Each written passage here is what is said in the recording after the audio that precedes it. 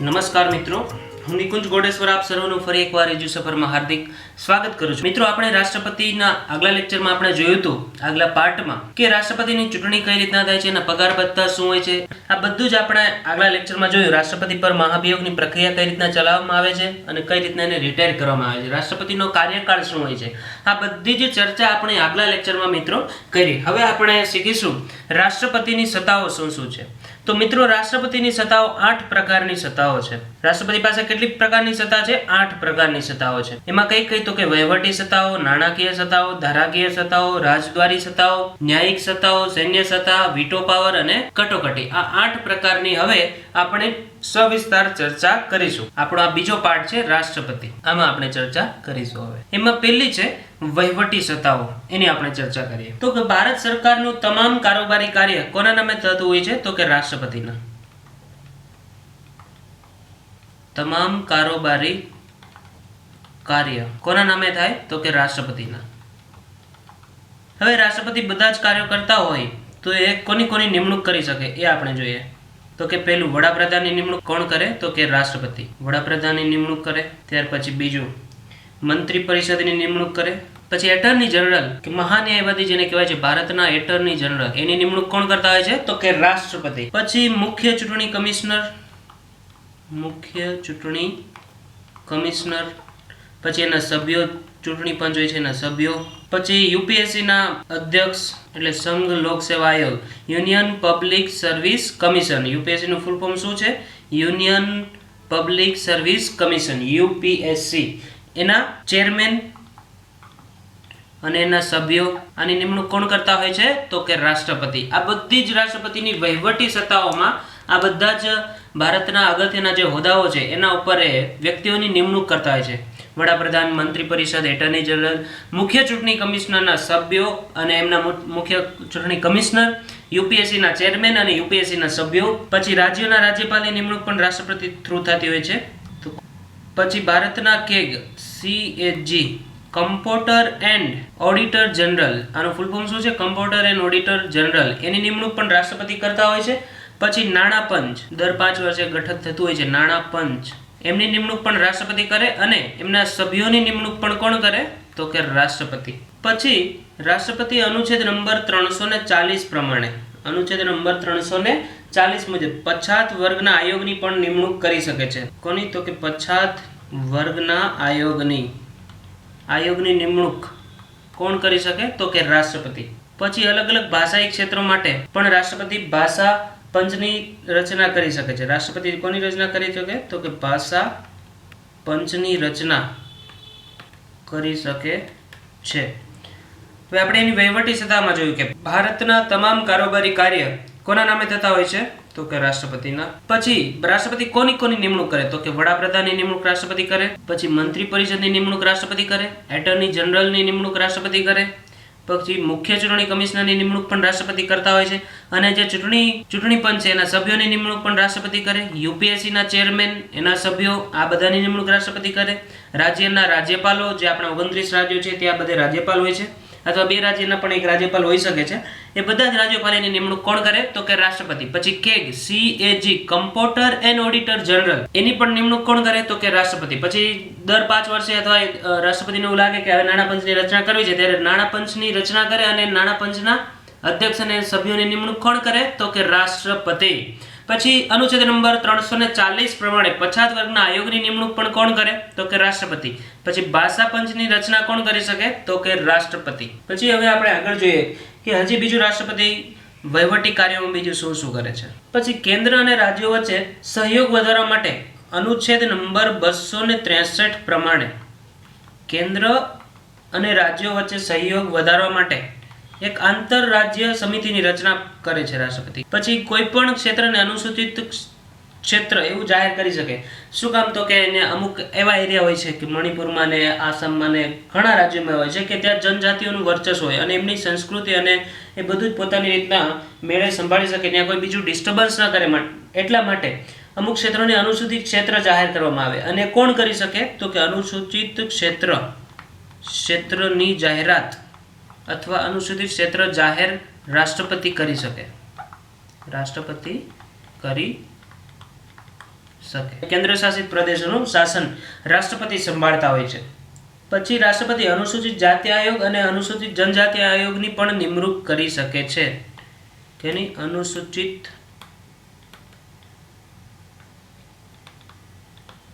જાતિ આયોગ કે અનુસૂચિત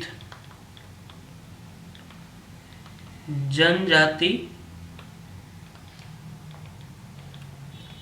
આયોગની નિમણૂક પણ રાષ્ટ્રપતિ કરી શકતા હોય છે. નિમણૂક પણ કોણ કરે? તો કે રાષ્ટ્રપતિ.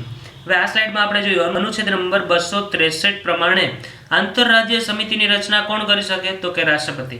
પછી કોઈ પણ ક્ષેત્ર એવું છે જે આદિવાસીઓનો વધારે પ્રભાવ છે અને વધારે વસવાટ છે, તો એમાં કોઈ ડિસ્ટર્બન્સ ન કરે એટલા માટે અનુસૂચિત ક્ષેત્રની જાહેરાત કોણ કરી શકે? તો કે રાષ્ટ્રપતિ કરી શકે.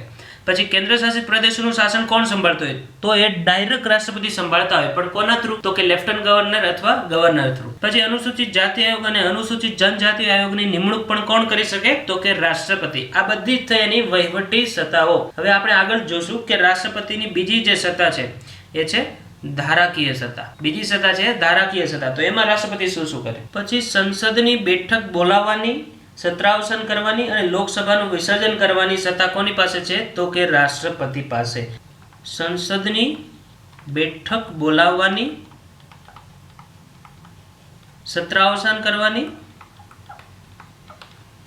પછી લોકસભાનું વિસર્જન કરવાની. લોકસભાનું વિસર્જન આ કોણ કરી શકે? તો કે રાષ્ટ્રપતિ. સંસદની બેઠક બોલાવે, જે સત્ર ચાલતું હોય, ચોમાસું સત્ર અને ઉનાળુ સત્ર, એનું સત્ર અવસાન એટલે સત્રનું વિસર્જન કરી શકે. અને લોકસભાનું વિસર્જન કોણ કરી શકે? તો કે રાષ્ટ્રપતિ. પછી બંને ગૃહોની સંયુક્ત બેઠક કોણ બોલાવી શકે? તો કે રાષ્ટ્રપતિ. બંને ગૃહોની એટલે બંને લોકસભા અને રાજ્યસભા, બંને ગૃહોની સંયુક્ત બેઠક કોણ બોલાવી શકે? તો કે રાષ્ટ્રપતિ. પછી સંસદના બંને ગૃહોને સંબોધન કરવાની અને એના સંદેશો મોકલવાની. તો કે સંબોધન કરવાની અને સંદેશો મોકલવાની સત્તા કોની પાસે છે? તો કે રાષ્ટ્રપતિ પાસે. બંને ગૃહો એટલે રાજ્યસભા અને લોકસભા આ બંને ગૃહોને સંબોધન કરવાની અને એ બંને ગૃહોને સંદેશો મોકલવાની સત્તા પણ રાષ્ટ્રપતિ પાસે છે. પછી આપણે જોશું કે લોકસભાની પ્રથમ બેઠકને સંબોધન કરવાની સત્તા પણ રાષ્ટ્રપતિ પાસે છે. કે પ્રથમ બેઠકને સંબોધન કરવાની, પ્રથમ બેઠકને સંબોધન કરવાની સત્તા કોની પાસે છે? તો કે રાષ્ટ્રપતિ પાસે. પછી લોકસભામાં 2 એંગ્લો ઇન્ડિયન સદસ્યોની નિમણૂક કરે. લોકસભામાં 2 એંગ્લો ઇન્ડિયન સભ્યોની નિમણૂક. લોકસભામાં 2 એંગ્લો ઇન્ડિયન સભ્યોની નિમણૂક કોણ કરે? તો કે રાષ્ટ્રપતિ. આપણે લોકસભા નામનો આગળ લેક્ચર ભણીશું. આની પછી અથવા ત્રીજો લેક્ચર લોકસભા આવશે. એ લોકસભામાં આપણે ભણીશું કે લોકસભાનું સર્જન કઈ રીતના થાય છે, લોકસભાનું વિસર્જન કોણ કરી શકે છે, કઈ રીતના થાય છે, વડાપ્રધાનનો શું રોલ હોય છે લોકસભામાં, પછી લોકસભામાં કેટલા સભ્યો છે, કેટલા સદસ્યો છે, ક્યાં ક્યાંથી ચૂંટાઈને આવે છે, કોણ ચૂંટે છે, એ બધી ચર્ચા આપણે લોકસભા નામના લેક્ચરમાં કરીશું. અત્યારે એટલું યાદ રાખો કે લોકસભામાં 2 એંગ્લો ઇન્ડિયન સદસ્યોની નિમણૂક કોણ કરે? તો કે રાષ્ટ્રપતિ. આ રાષ્ટ્રપતિની કઈ કઈ સત્તાઓ છે? તો કે ધારાકીય સત્તાઓ. પછી આપણે એવું પણ કહી શકે કે રાજ્યસભામાં 12 સભ્યોની નિમણૂક કોણ કરી શકે? 12 સભ્યોની નિમણૂક તો કે રાષ્ટ્રપતિ. એ સભ્યો કેવા હોય? સાહિત્ય, વિજ્ઞાન, કલા અને સમાજ સેવા સાથે જોડાયેલા હોય એવા સભ્યોની નિમણૂક રાષ્ટ્રપતિ રાજ્યસભામાં કરતા હોય છે. આ સભ્યો ડાયરેક્ટ ચૂંટવાની જરૂર નથી હોતી. એની નિમણૂક કોણ કરે? ડાયરેક્ટ રાષ્ટ્રપતિ. એ રાજ્યસભામાં ચૂંટાઈને નથી આવતા, પણ રાષ્ટ્રપતિ જેની નિમણૂક રાજ્યસભામાં કરી દે એટલે સંસદ સભ્ય તરીકે ગણાય. પછી સૌથી અગત્યની સત્તા એ પણ કહી શકાય રાષ્ટ્રપતિની ધારાકીય સત્તા કે રાષ્ટ્રપતિની મંજૂરી વગર કોઈ પણ ખરડો કાયદો બને નહીં. આ સૌથી અગત્યનું, કાયદો બને નહીં. કોઈ પણ ખરડો પાસ થઈ જાય લોકસભામાં રાજ્યસભામાં, પછી જો એને કાયદો બનાવવો હોય તો એમાં રાષ્ટ્રપતિની મંજૂરી જોઈને જ. રાષ્ટ્રપતિ મંજૂરી આપે તો જ એ ખરડો કાયદો બને. અને ભારતના બંધારણમાં જે ઓફિશિયલ ગેઝેટ્સ હોય છે એમાં એને પ્રિન્ટ અથવા છાપવામાં આવે એમ કહી શકીએ આપણે. પણ ક્યારે? કે રાષ્ટ્રપતિ જ્યારે મંજૂરી આપે તો જ એ કાયદો બને, નહીં તો નહીં. પછી આપણે રાષ્ટ્રપતિની ધારાકીય સત્તામાં જ આગળ જોઈએ કે રાષ્ટ્રપતિ છે કે રાજ્યોના કોઈ પણ પછી રાષ્ટ્રપતિની કઈ એક ધારાકીય સત્તા છે તો કે રાજ્યોના સીમા પરિવર્તન કરવું હોય તો એનો સંબંધિત ખરડો રાષ્ટ્રપતિની પૂર્વ મંજૂરી વગર સંસદમાં પસાર થાય જ નહીં. પહેલા રાષ્ટ્રપતિની મંજૂરી લેવી જોઈએ. હું અહીંયા લખીને તમને સમજાવું કે રાજ્યો છે, કોઈ પણ રાજ્યોના એમાં સીમા પરિવર્તન કોઈ પણ રાજ્યના સીમામાં પરિવર્તન કરવું હોય તો તેનો ખરડો અથવા બિલ રાષ્ટ્રપતિની પૂર્વ મંજૂરી વગર ગૃહમાં રજૂ ન થાય. રાષ્ટ્રપતિની પૂર્વ મંજૂરી વગર ગૃહમાં રજૂ ન થાય. એટલે આનો મિનિંગ શું થયો કે રાષ્ટ્રપતિની મંજૂરી પ્રથમ લેવી પડે. કોઈ પણ ખરડો જો સીમા પરિવર્તન બાબતે હોય અને ગૃહમાં રજૂ કરવો હોય અથવા સંસદમાં રજૂ કરવો હોય તો રાષ્ટ્રપતિની સૌથી પહેલા મંજૂરી લેવી પડે અને ત્યાર પછી જે ખરડાને સંસદમાં રજૂ કરવામાં આવે છે. હવે એક બીજી ધારાકીય સત્તા અગત્યની એ પણ છે કે UPSC, union public service commission. આ હું જે બોલું છે તમે યાદ રાખજો, એનું ફૂલ ફોર્મ છે UPSC, union public service commission, સંઘ લોક સેવા આયોગ એવું પણ ગુજરાતીમાં એને કહી શકાય. એનો વાર્ષિક જે અહેવાલ છે, આનો યુપીએસસી નો વાર્ષિક અહેવાલ અથવા એનો રિપોર્ટ એ સંસદમાં કોણ રજૂ કરે તો કે રાષ્ટ્રપતિ. એની પાસે સત્તા છે રાષ્ટ્રપતિની કે યુપીએસસી નો જે વાર્ષિક અહેવાલ છે એ સંસદમાં રાષ્ટ્રપતિ રજૂ કરી શકે છે. પછી અનુસૂચિત જનજાતિ, અનુસૂચિત જાતિ આયોગ અને અનુસૂચિત જનજાતિ આયોગ, આ બંને આયોગ છે એનો અહેવાલ અથવા એનો રિપોર્ટ સંસદમાં કોણ રજૂ કરે તો કે રાષ્ટ્રપતિ. કે રાજ્યમાં સીમા પરિવર્તન કરવું હોય તો રાષ્ટ્રપતિની પૂર્વ મંજૂરી લેવી પડે, એ આપણે આમાં ભણ્યા. ત્યાર પછી યુપીએસસી નો વાર્ષિક અહેવાલ રાષ્ટ્રપતિ સંસદમાં રજૂ કરે. પછી અનુસૂચિત જાતિ આયોગ અને અનુસૂચિત જનજાતિ આયોગનો અહેવાલ પણ સંસદમાં કોણ રજૂ કરે તો કે રાષ્ટ્રપતિ. પછી રાષ્ટ્રપતિની એક અગત્યની બીજી સત્તા ધારાકીય સત્તા નીચે જ આવે છે કે વટહુકમ બહાર પાડવાની સત્તા. આપણે જે બીજી ધારાકીય સત્તા ભણ્યા એમાં જ આવે કે વટહુકમ બહાર પાડવાની સત્તા. એમાં આપણે જોઈએ તો રાષ્ટ્રપતિ વટહુકમ ક્યાં અનુચ્છેદ પ્રમાણે પાડે બહાર. પહેલા તો એ આપણે જોઈએ કે અનુચ્છેદ નંબર 1, 2 અને 3 1, 2, 3 123 પ્રમાણે અનુચ્છેદ નંબર 1, 2, 3 એટલે કે 123 પ્રમાણે રાષ્ટ્રપતિ વટહુકમ બહાર પાડતા હોય છે. હવે રાષ્ટ્રપતિ વટહુકમ બહાર ક્યારે પાડે એ આપણે જોઈએ તો કે સંસદની, એમાં બંને ગૃહ આવી જાય, સંસદની બેઠક મળેલી ન હોય ત્યારે. હવે આનો મતલબ શું થયો કે સંસદ એટલે લોકસભા અને બીજું રાજ્યસભા, આ બંને આની બેઠક મળેલી ન હોય ત્યારે, એની બેઠક મળેલી ન હોય, એનું સત્ર ચાલુ ન હોય ત્યારે કોઈ પણ ખરડો બહાર પાડવો હોય તો કોણ બહાર પાડે તો કે રાષ્ટ્રપતિ. અને ક્યાં અનુચ્છેદ પ્રમાણે તો કે 1, 2, 3 123 અનુચ્છેદ નંબર 123 પ્રમાણે. પછી જે રાષ્ટ્રપતિ આ વટહુકમ બહાર પાડે એનો પ્રભાવ કેવો હોય છે તો કે સંસદે, ભારતીય સંસદ છે જે એમણે જે પસાર કરેલો કાયદો હોય, એણે પસાર કરેલો કાયદો એના જેટલો જ રાષ્ટ્રપતિનો વટહુકમ હોય. સંસદ જે કાયદો બનાવે એની સમાન મૂલ્યનો જ વટહુકમ કહેવાય. ફરીવાર સમજાવું કે સંસદ જે ખરડો પસાર કરીને રાષ્ટ્રપતિ મંજૂરી આપીને જે કાયદો બને એની જેમ જ રાષ્ટ્રપતિ વટહુકમ બહાર પાડે તો એનું અને આ સંસદના કાયદાનું મૂલ્ય બેનું સમાન કહેવાય. પણ આ વટહુકમ રાષ્ટ્રપતિ ક્યારે બહાર પાડે તો કે વડાપ્રધાન અને પ્લસ મંત્રીમંડળ, વડાપ્રધાન અને મંત્રીમંડળ ની સલાહથી જ, આ બંનેની સલાહ આપે રાષ્ટ્રપતિને, સલાહથી જ રાષ્ટ્રપતિ વટહુકમ બહાર પાડી શકે છે. તો કે સંસદનો જે કાયદો છે એ અને રાષ્ટ્રપતિનો વટહુકમ જે બહાર પાડ્યો હોય એ બંનેનું મૂલ્ય સમાન છે, બંને સમાન જ છે એવું ગણવામાં આવે. પણ રાષ્ટ્રપતિ વટહુકમ ક્યારે બહાર પાડી શકે તો કે વડાપ્રધાન અને મંત્રીમંડળની જો સલાહ આપે રાષ્ટ્રપતિને તો જે વટહુકમ બહાર પાડી શકે છે. હવે રાષ્ટ્રપતિ કઈ યાદીના આધાર ઉપર વટહુકમ બહાર પાડી શકે? કેન્દ્ર યાદીના વિષયો પ્લસ સંયુક્ત યાદી. સંયુક્ત યાદી એટલે કેન્દ્રના પણ એમાં વિષયો હોય અને રાજ્યના પણ વિષયો હોય.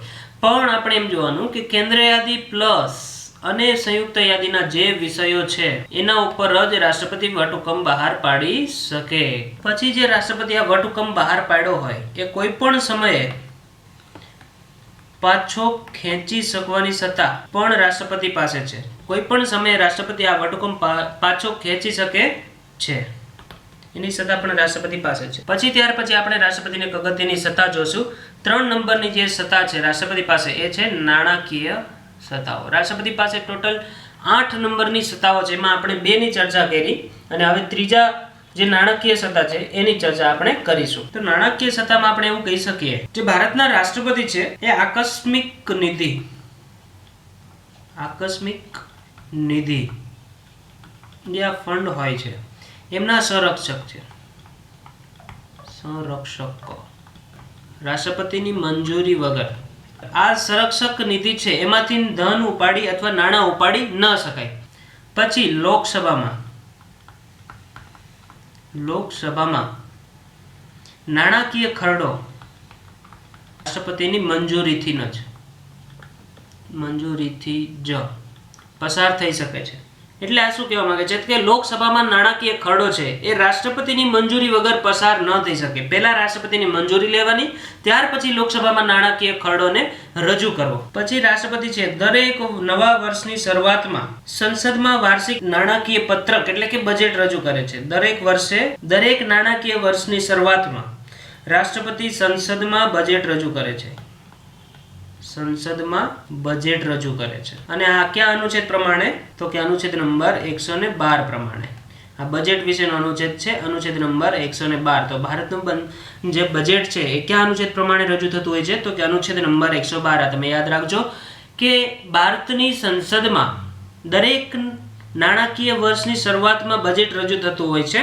જેમ હમણાં આપણા પ્રધાનમંત્રી નરેન્દ્ર મોદીએ બજેટ રજૂ કર્યું. એ બજેટ જે સરકાર હોય છે એ બનાવતી હોય છે, પણ એને રજૂ કોણ કરે સંસદમાં? તો કે રાષ્ટ્રપતિ. એ એમની નાણાકીય સત્તાનો એક ભાગ છે. પછી રાષ્ટ્રપતિ હોય છે નાણાં પંચની નિમણૂક કરે, એની નાણાકીય સત્તામાં આવે, નિમણૂક કરે.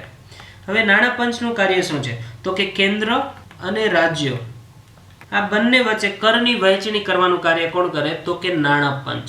રાષ્ટ્રપતિ નાણાં પંચની નિમણૂક કરી શકે છે અને નાણાં પંચ કેન્દ્ર અને રાજ્યો વચ્ચે કરની વહેંચણી કરવાનું કાર્ય કરે છે. પછી નાણાં પંચનો જે રિપોર્ટ આવે એનો અહેવાલ જે આવે, નાણાં પંચનો અહેવાલ એ રાષ્ટ્રપતિ ક્યાં રજૂ કરે? તો કે સંસદમાં.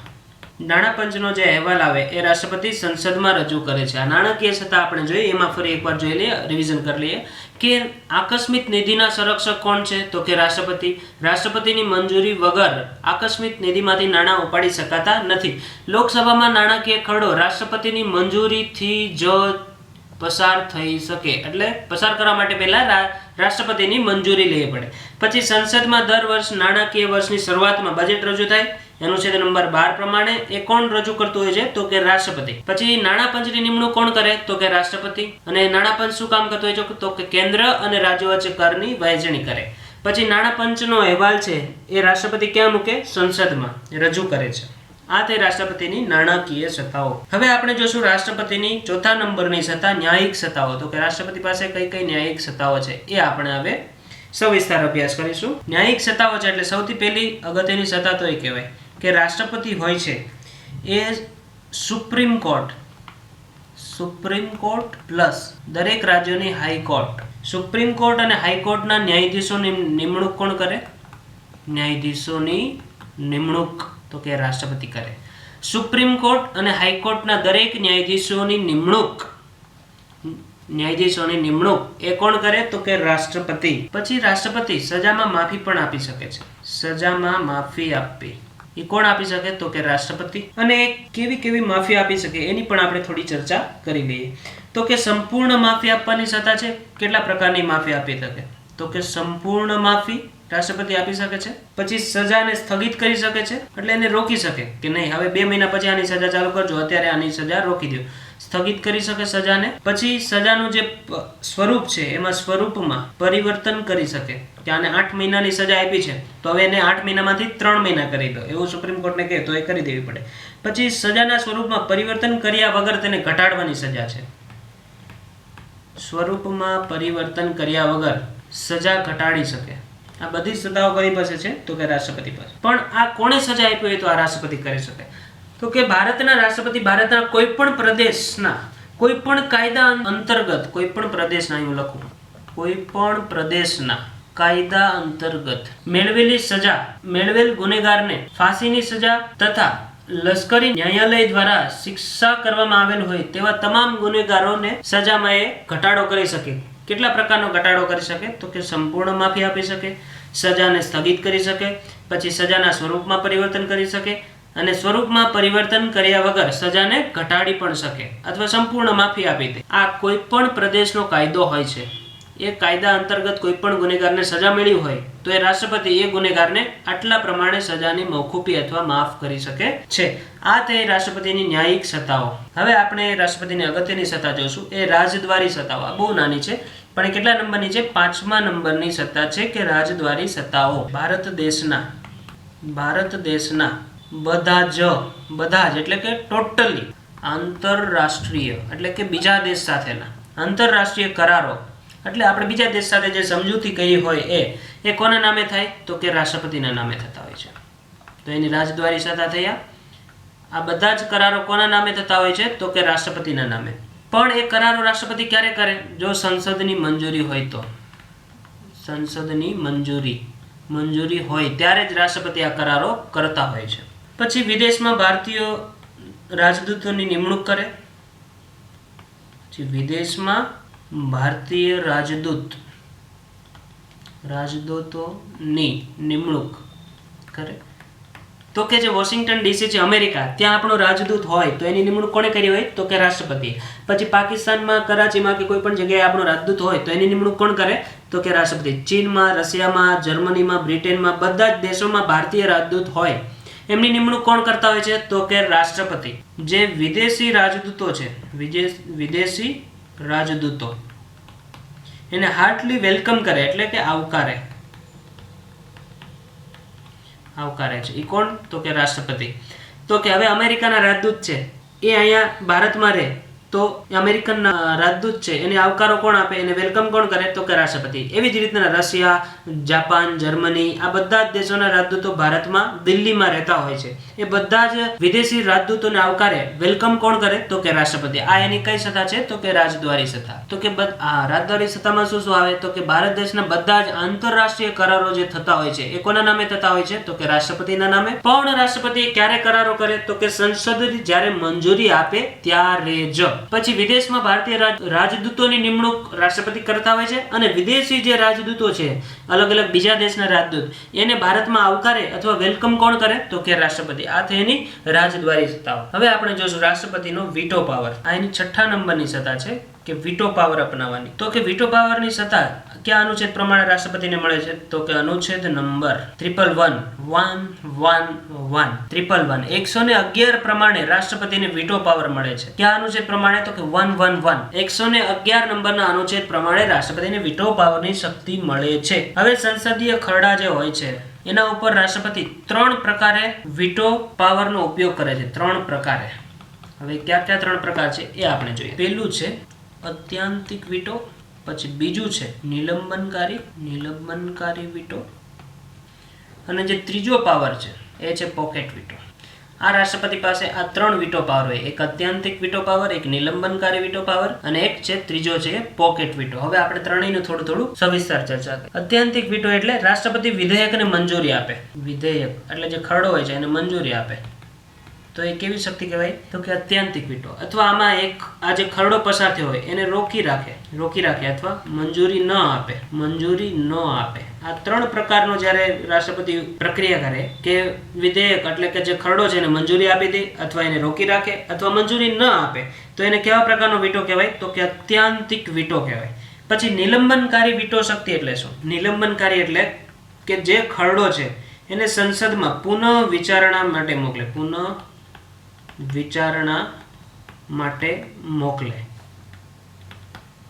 અથવા પાછો મોકલે.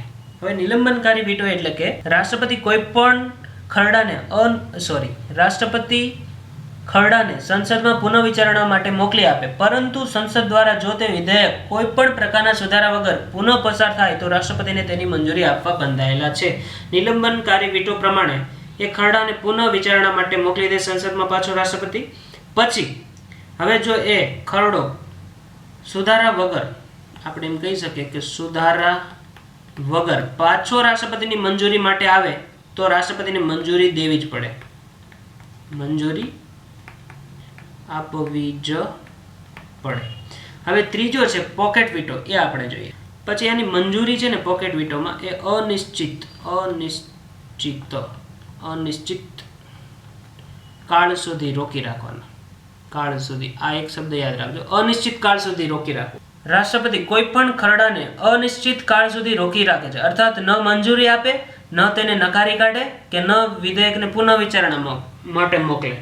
હવે પોકેટ વીટો એટલે કે કોઈ પણ ખરડો છે, એ બિલ છે કે કાગળ છે જે સંસદમાં પસાર કરવાનો હોય, એને ન તો મંજૂરી આપે, ન તો એને પુનઃ વિચારણા માટે પાછો મોકલે. જો પાછો મોકલે તો નિલંબનકારી વીટો ગણાય અને એને એ ફરી સુધારા વગર પાછો અહીંયા રાષ્ટ્રપતિની મંજૂરી માટે આવે તો એને મંજૂરી આપવી જ પડે, એટલે રાષ્ટ્રપતિ બંધાઈ જાય. પણ એ નિલંબનકારી વીટોનો ઉપયોગ ન કરે, પુનઃ વિચારણા માટે પાછો ન મોકલે અને એને મંજૂરી ન આપે, એમનેમ ચૂપચાપ બેસી રહે અને પોકેટમાં રાખી દે. જે એને બિલ આવ્યું છે એ પોકેટમાં રાખી દે કે નહીં, મારે આને મંજૂરી નથી આપવી, આને મંજૂરી માટે પાછો પુનઃ વિચારણા માટે નથી મોકલવો અને એની ઉપર કાંઈ પ્રક્રિયા નથી કરવી, એમને અટકાવી રાખે. તો એને કેવો વીટો પાવર કહેવાય? તો કે પોકેટ વીટો. આનું ગુજરાતીમાં એમ કહી શકીએ આપણે કે રાષ્ટ્રપતિ કાંઈ પણ કામ કર્યા વિના ચૂપચાપ એ જે બિલ આવ્યું છે એને પોતાના પોકેટમાં સાચવીને મૂકી દે, કંઈ પણ કામ ન કરે, ન પાછો મોકલે, ન એની મંજૂરી આપે કે ન એને નકારી કાઢે તો વળી પાછો એની સુધારા વગર એનો એ ખરડો આવે તો એને મંજૂરી દેવી પડે. એટલે આ 3 વીટો પાવર છે: ત્યાંતિક વીટો પાવર, નિલંબનકારી વીટો પાવર અને પોકેટ વીટો પાવર. હવે આપણે 7મા નંબરની અગત્યની સત્તા જોશું રાષ્ટ્રપતિની, તો એ કે છે સૈન્ય સત્તાઓ. કુલ 8 સત્તાઓ રાષ્ટ્રપતિ પાસે છે, એમાંથી આપણે 6 સત્તાઓનો સવિસ્તાર અભ્યાસ કરી લીધો કે આપણે મોટા ભાગનું આપણે એમાં કવર કરી લીધું છે, 90 થી 95%. હવે આપણે 7મા નંબરની સૈન્ય સત્તા જોશું. તો કે રાષ્ટ્રપતિ સૈન્ય સત્તાઓ કઈ કઈ છે રાષ્ટ્રપતિ પાસે? આપણે એવું પણ કહી શકીએ તો કે ત્રણેય સેનાઓના સર્વોચ્ચ શક્તિ રાષ્ટ્રપતિમાં સમાયેલી છે. ત્રણેય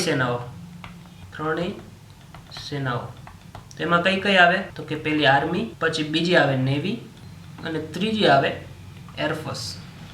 આ ત્રણેય જે આપણી સૈન્ય એની ત્રણેય સેનાઓના સર્વોચ્ચ સેનાપતિ કોણ છે? તો કે રાષ્ટ્રપતિ. એની સર્વોચ્ચ શક્તિ રાષ્ટ્રપતિ પાસે છે, એટલે આપણે એમ પણ કહી શકીએ કે ત્રણેય સેનાઓના બંધારણીય વડા છે અથવા સર્વોચ્ચ સેનાપતિ છે અને બંધારણીય વડા છે. પછી રાષ્ટ્રપતિ જે હોય છે ભારતના રાષ્ટ્રપતિ, તો કે પ્રણવ મુખર્જી, એ ત્રણેય સેનાના અધ્યક્ષ, આર્મી, નેવી અને એરફોર્સ, ત્રણેય સેનાના અધ્યક્ષોની નિમણૂક કરતા હોય છે.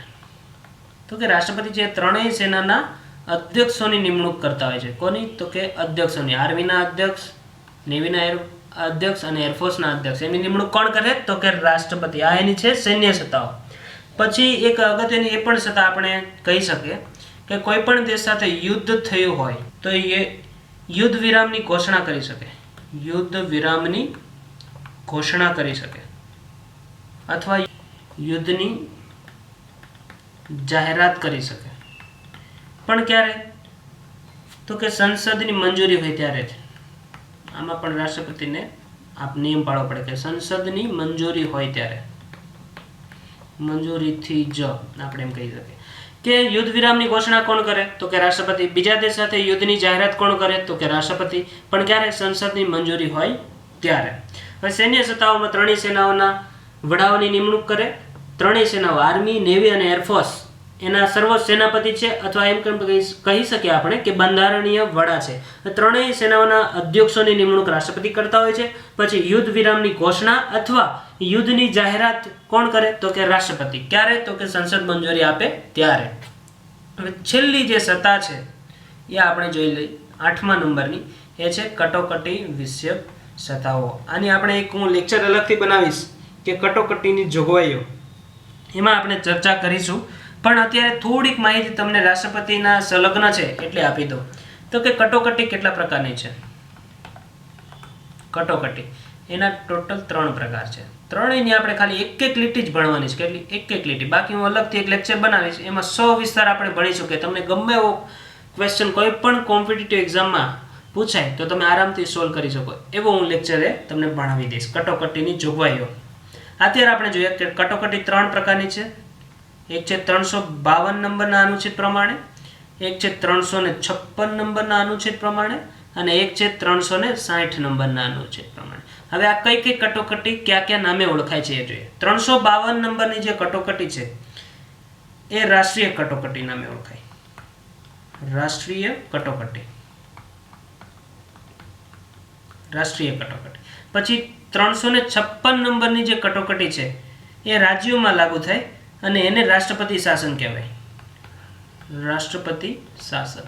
હમણાં ઉત્તરાખંડમાં રાષ્ટ્રપતિ શાસનનો બહુ મોટો મુદ્દો ચાલે છે, તમને ખબર હશે. હરીશ રાવતની સરકાર, જે કોંગ્રેસી સરકાર છે, એના ઉપર કેન્દ્ર સરકારે રાષ્ટ્રપતિ શાસન લગાડી દીધું, પણ એમણે પાછો વિધાનસભામાં હરીશ રાવતે પાસ કરી લીધો, બહુમત પસાર કર્યો અને બહુમતીથી પાછા એને બહુમત મળ્યો. એટલે ફરી પાછું સુપ્રીમ કોર્ટે એવું કીધું કે નહીં, આ કેન્દ્ર સરકારે જે રાષ્ટ્રપતિ શાસન લગાડ્યું છે એ ખોટું છે અને ત્યાં ફરી મુખ્યમંત્રી હરીશ રાવતને બનાવો. પછી જે 360 નંબરની જે કટોકટી છે, અનુચ્છેદ નંબર 360 પ્રમાણેની, એ છે નાણાકીય કટોકટી.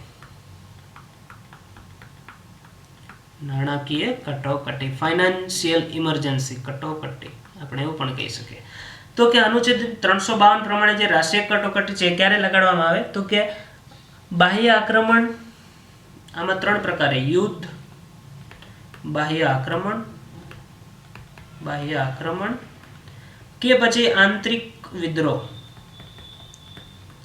આંતરિક વિદ્રોહ થાય, સશસ્ત્ર વિદ્રોહ, ત્યારે અનુચ્છેદ નંબર 352 પ્રમાણે રાષ્ટ્રીય કટોકટી લગાડવામાં આવે છે. કયા અનુચ્છેદ પ્રમાણે? તો કે અનુચ્છેદ નંબર 352 પ્રમાણે. પછી અનુચ્છેદ નંબર 356 પ્રમાણે રાજ્યમાં રાષ્ટ્રપતિ શાસન લગાડવામાં આવે છે, પણ ક્યારે? તો કે રાજ્યમાં બંધારણીય માળખાની નિષ્ફળતા મળી હોય, માળખાને નિષ્ફળતા મળી હોય ત્યારે. તો કે બંધારણીય માળખામાં જ્યારે રાજ્ય નિષ્ફળ જાય ત્યારે કેન્દ્ર સરકાર રાષ્ટ્રપતિ શાસન લગાડવાની ભલામણ રાષ્ટ્રપતિને કરે છે અને ત્યારે રાષ્ટ્રપતિ શાસન લગે છે. એ કયા અનુચ્છેદ પ્રમાણે? તો કે 356 પ્રમાણે. આના અનુચ્છેદો મિત્રો બહુ અગત્યના છે કે 352, 356 અને 360, અને કયા અનુચ્છેદ પ્રમાણે કઈ કટોકટી જાહેર થાય છે એ તમારે ખાસ યાદ રાખી લેવું, કારણ કે ઘણી બધી કોમ્પિટિટિવ એક્ઝામમાં એના પ્રશ્ન પૂછાયેલા છે અને હજી પણ પૂછાશે જ. પછી અનુચ્છેદ નંબર 360 પ્રમાણે કટોકટી જાહેર કરે છે રાષ્ટ્રપતિ, એ છે નાણાકીય કટોકટી. ઓકે મિત્રો, તો આપણો લેક્ચર અહીંયા પૂરો થાય છે. હવે આપણે જે આ લેક્ચરમાં ભણ્યા એ બધા જ એના પ્રશ્નોની આપણે સવિસ્તાર ચર્ચા કરીશું કે કેવા કેવા પ્રશ્ન આ લેક્ચરમાંથી પૂછાઈ શકે. આ લેક્ચર અને આનો આગળનો જે લેક્ચર છે રાષ્ટ્રપતિ પાર્ટ 1 એ તમે જોઈ લેજો, અને આ રાષ્ટ્રપતિ પાર્ટ 2 આમાં આપણે રાષ્ટ્રપતિની સત્તાઓની ચર્ચા કરી છે, 8 પ્રકારની સત્તાઓ. હવે એના કેવા કેવા પ્રશ્ન પૂછાય એની આપણે ચર્ચા કરીએ. પહેલો પ્રશ્ન ઘણી બધી એક્ઝામમાં પૂછાયેલો છે અને હજી પણ પૂછાઈ શકે એવો, તો કે ભારત દેશના બંધારણીય વડા કોણ છે? બંધારણીય વડા કોણ છે ભારત દેશના? તો એનો જવાબ શું આવે? તો કે રાષ્ટ્રપતિ. પછી બીજો પ્રશ્ન એવો પણ પૂછાઈ શકે કે ભારતના પ્રથમ નાગરિક કોણ છે? આપણે પાર્ટ 1 માં ચર્ચા કરી હતી. પ્રથમ નાગરિક કોણ છે? તો કે રાષ્ટ્રપતિ. ભારત દેશના પ્રથમ નાગરિક રાષ્ટ્રપતિ છે. પછી એવો પણ પ્રશ્ન પૂછાઈ શકે કે કયા અનુચ્છેદ પ્રમાણે રાષ્ટ્રપતિનું પદની વ્યવસ્થા કરવામાં આવી છે ભારતના બંધારણમાં? કયા અનુચ્છેદ પ્રમાણે રાષ્ટ્રપતિ પદની વ્યવસ્થા કરવામાં આવી છે ભારતના બંધારણમાં? તો કે આપણે અનુચ્છેદ નંબર કહી શકીએ કે 52 પ્રમાણે. અનુચ્છેદ નંબર 52 પ્રમાણે રાષ્ટ્રપતિનું પદ હોય છે. પછી રાષ્ટ્રપતિ બનવા માટે કેટલી ઉંમર જોઈએ? ઉંમર વિશે પ્રશ્ન પૂછાઈ શકે કે કેટલી ઉંમર જોઈએ? તો કે 35 વર્ષ.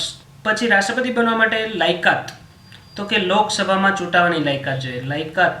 લાયકાત ઉપરનો પ્રશ્ન પૂછાય.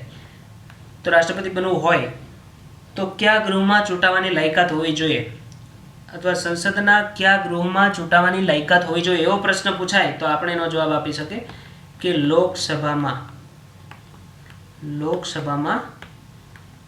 ચૂંટાવાની યોગ્યતા હોવી જોઈએ. તો રાષ્ટ્રપતિ આપણે બની શકીએ. પછી એવો પણ પ્રશ્ન પૂછાઈ શકે કે રાષ્ટ્રપતિને શપથ કોણ લેવડાવે?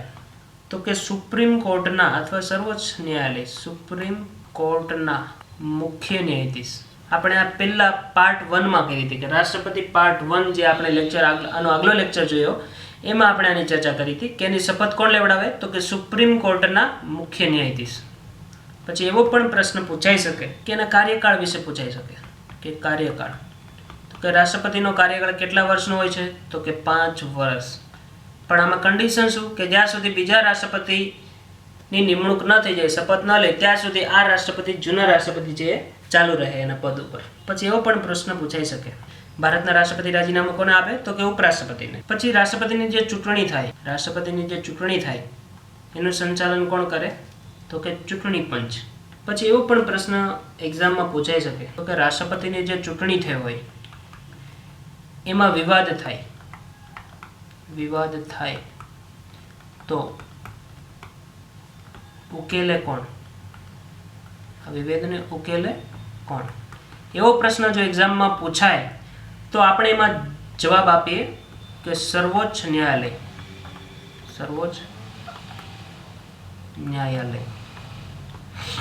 પછી રાષ્ટ્રપતિને હોદ્દા પરથી હટાવવા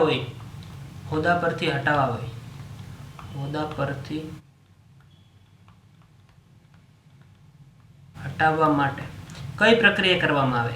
તો કે મહાભિયોગની પ્રક્રિયા કરવામાં આવે. પછી એવો પણ પ્રશ્ન પૂછાય, એટર્ની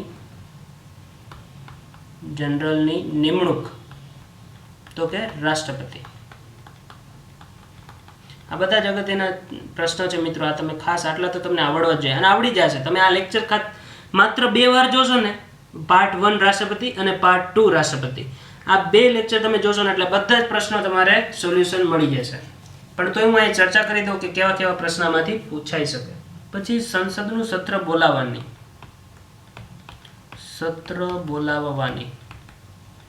અને પ્લસ સત્ર અવસાનની સત્તા કોની પાસે છે? તો કે રાષ્ટ્રપતિ પાસે.